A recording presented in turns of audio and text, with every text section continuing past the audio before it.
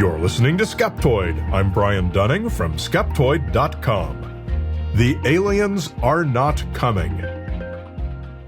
Welcome to the show that separates fact from fiction, science from pseudoscience, real history from fake history, and helps us all make better life decisions by knowing what's real and what's not. This week, the world celebrates World UFO Day on July 2nd. The traditional date that some believe an alien flying saucer crashed in Roswell, New Mexico in 1947. World UFO Day was established informally by some ufologists in 2001 in support of their conviction that aliens actively visit the Earth. The suggestion is that we all turn our eyes to the skies on that day, join a UFO group, gather with other ufologists, and so forth.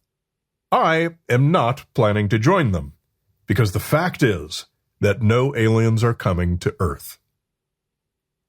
Obviously, it's never appropriate to speak in absolutes. Is it possible that aliens might visit the Earth? Sure it is, but only in the strictest sense of the word possible. Its probability is so low that it is very close to zero, close enough that I am personally sufficiently convinced that it will not happen. So when I call the impossibility of alien visitation a fact, my statement is not a literal statistical claim, because that would be unsupportable. Rather, it is a combination of colloquial speech and satisfaction that the probability is near enough zero that it is impossible to any reasonable practical extent. Aliens are not coming to Earth. Philip Klass, 1919 to 2005, made the same claim and bet real money on it. Klass was one of the original founding members of PSYCOP, alongside Carl Sagan, Isaac Asimov, James Randi, Martin Gardner, and others. At the time, he was a senior editor of Aviation Week, now Aviation Week and Space Technology, today jokingly referred to as Aviation Leak, because they seem to publish even more than many government, military, and industry insiders know. Klass himself once narrowly escaped prosecution for publishing industry news that turned out to be classified, and escaped only because it wasn't worth declassifying it to bring it up in court. So Klass knew his business when it came to what's in our skies, and to debunking false claims about it.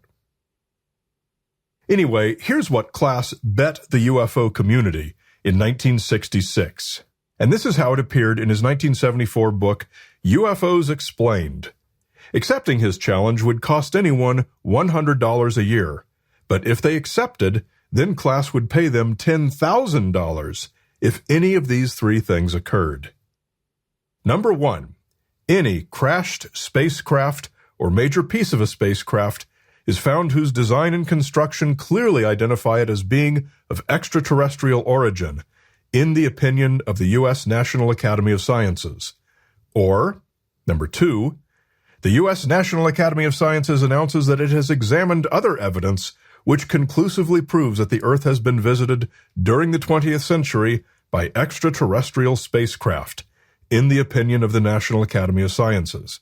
Or, number 3, the first bona fide extraterrestrial visitor who was born on a celestial body other than the Earth appears live before the General Assembly of the United Nations or on a national television program. Only one guy ever made two $100 payments, nothing else. You'd think that considering how passionately many ufologists take their conviction that alien visitation is a fact beyond any question, they'd have taken advantage of this free money. Klass was good for it. He lost at least one bet about UFOs and paid what he agreed to pay. He and ufologist Stanton Friedman had disagreed over a font used in a hoaxed government document and bet money on it. Friedman wrote in one of his books that he proved Klass wrong, and Klass paid him $1,000. The cause of a lot of this conviction goes all the way back to a famous 1948 event, one that makes a wonderful little example of how little things have changed. It was the incident that inspired the opening sequence of the Star Trek episode, Tomorrow is Yesterday. A flight of P-51 Mustang fighter planes was going along when they were asked to divert to check out a large, shimmering UFO at high altitude. 3 of the Mustangs gave chase, and as they passed 22,500 feet, 2 of them had to give up due to lack of oxygen. Their planes were equipped with oxygen masks, but not of a type sufficient for such extreme altitudes. The flight leader, 25-year-old World War II veteran and Distinguished Flying Cross recipient, Captain Thomas Mantell, did not acknowledge their calls, even as he passed 25,000 feet. A few minutes later, he crashed and was killed, having lost consciousness from hypoxia. Subsequent investigations proved that the object was a skyhook balloon, enormous and transparent, and still top secret and unknown to the pilots at that time. When I say it's an example of how little things have changed, I want you to understand the full force of my words. Let's compare it to the Go Fast video, one of the 3 popular U.S. Navy videos released in 2017 that, like the Mantell incident, was a balloon. Number 1, these were both cases where balloons fooled smart fighter pilots, the best of the best, into thinking some unknown extraordinary craft was right there. Pilots who, in the view of many ufologists, are too knowledgeable about things in the sky to be fooled. Number 2, in both cases, the government eventually acknowledged that a balloon was the probable cause. And in both cases, the alien visitation believers roundly dismissed that explanation as a cover-up and propaganda. They claimed the object displayed behavior that would have been impossible for a balloon, despite the evidence showing otherwise. And number 3, the biggest difference between the 2 incidents was the duration of the event. While the Navy F-18 pilots saw the balloon on their screens for only about 30 seconds, the duration of the P-51 event was some 40 minutes. If those decorated pilots were unable to recognize it as a balloon when they had eyeballs on it for 40 minutes, is it any wonder the F-18 pilots couldn't recognize a balloon from a short glimpse on an infrared monitor? So there's good reason for us to be more forgiving of modern pilots having no more prescience than pilots from bygone eras. The problems of being able to tell almost nothing about a single point in space from a great distance is a problem of geometry and lack of sufficient information. It's not a problem of skill or experience. Simultaneously, we need to crack down and become less forgiving of people like Congresspeople and other government officials who are insisting upon identifying these blobs as extraterrestrial visitors. Every time they convene a new committee of experts to analyze the phenomenon, the committee reports there's nothing to indicate alien spacecraft, and the Congresspeople impatiently dissolve the committee and seek to form its successor, and they will probably continue repeating this until they get the answer they want. It's their own fault for appointing UFO storytellers as their experts, people like the recent crops of whistleblowers, in air quotes, and Skinwalker Ranch ghost hunters, and the countless minions of the Robert Bigelows and Chris Mellons who have been financing this expansive PR campaign and going on podcasts to tell Joe Rogan that alien space monsters are killing people, and that they heard from a friend of a friend that hangars everywhere are filled with crashed spacecraft debris. Those are the experts the Congress's UFO caucus relies upon. Note that in the David Grush hearing, who was sitting in the front row but UFO writer and podcaster George Knapp and UFO filmmaker Jeremy Corbell, not Neil deGrasse Tyson or Seth Shostak. UFO storytellers, not actual subject matter experts. The Congresspeople could easily go instead to those more appropriate subject matter experts, the people who can actually explain to them about space and the prospects of alien visitation. To whatever degree Congress might already have gone out to seek this perspective, they evidently found it disappointing and opted to exclude it from their future work in favor of more ufologists. This is proven in black and white.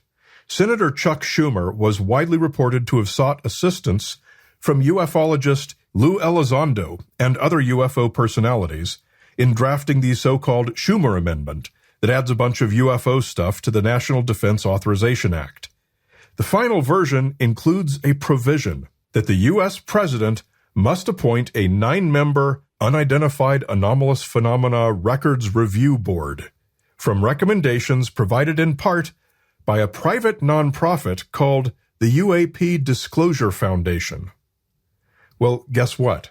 Very shortly thereafter, a 501c4 was launched called the UAP Disclosure Fund, with its board consisting of, you guessed it, Lou Elizondo, and high-profile alien visitation advocates including Chris Mellon, Gary Nolan, even UFO podcaster Matthew Ford.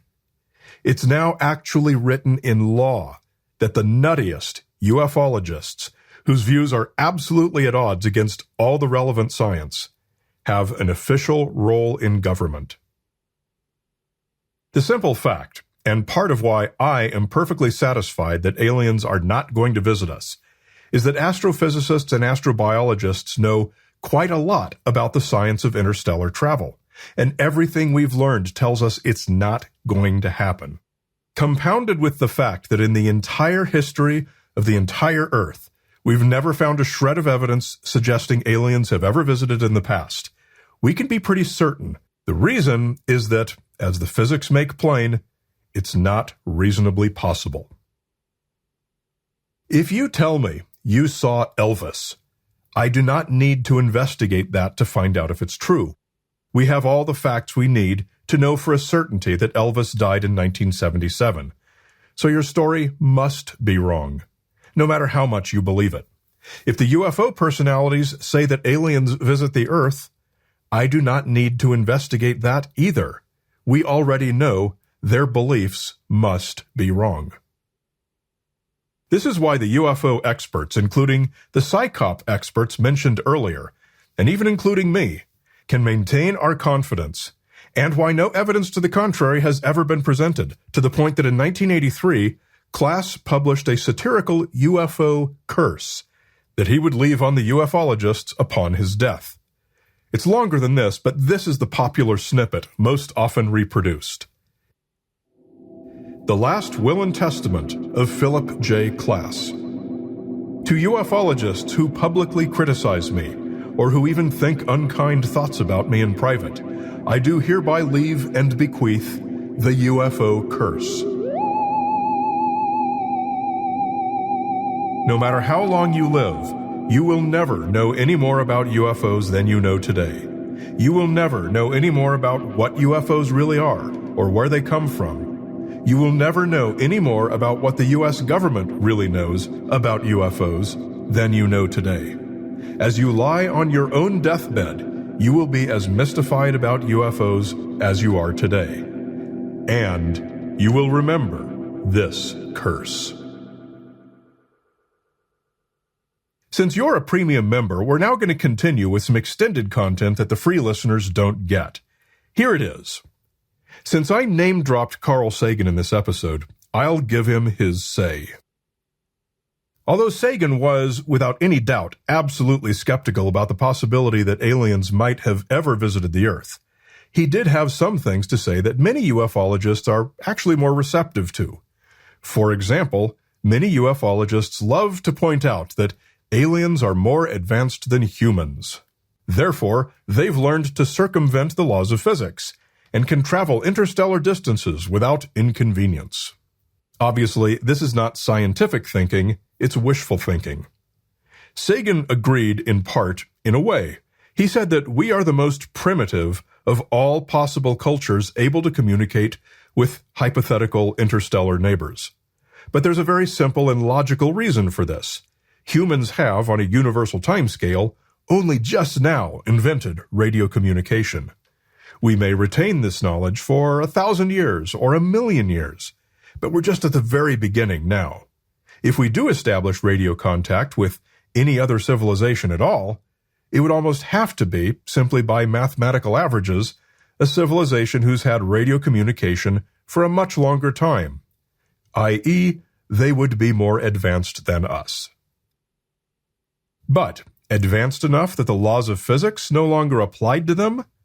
I think the most elegant answer to this question comes from Albert Einstein's views on God. Famously, Einstein did not believe in a personal God, someone you can pray to and will intervene in the lives of humans, a conscious being with omnipotent powers. Rather, Einstein felt that the concept of a God was best fulfilled by the sum of the laws of nature. Everything that defines how the universe came to be, how and why it does what it does, would truly be a God. Not a petulant and temperamental superbeing who lets you die in a fire unless you pray and beg him to spare you, but a simple framework for everything that is, dispassionate and immutable. In that context, what would an advanced civilization be? It would be one that understands and works within the laws of nature.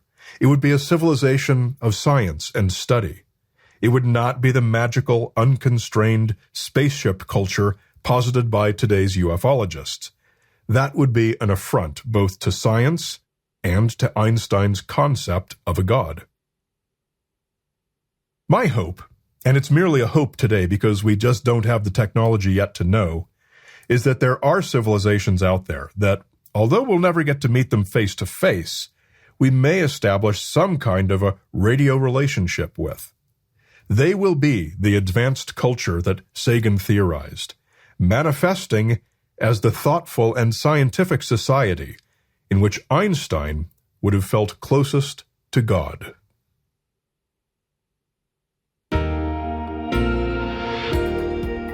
A great big Skeptoid shout-out to our premium supporters who make this show possible, including Daniel Stewart, Pete Catulus, John Belcher, and Sarah Greenhill Jeffrey. Remember, Skeptoid is a 501c3 educational nonprofit. We depend on your monthly micropayments to keep this content available to all the people out there who need it. Join us in this mission. Just come to Skeptoid.com and click Go Premium. Many of our listeners have named Skeptoid Media in their will or other estate plan.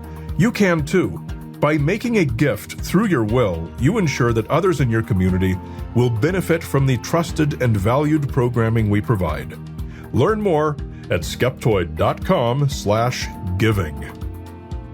Skeptoid is a production of Skeptoid Media. Director of Operations and Tinfoil Hat Counter is Kathy Reitmeyer. Marketing Guru and Illuminati Liaison is Jake Young.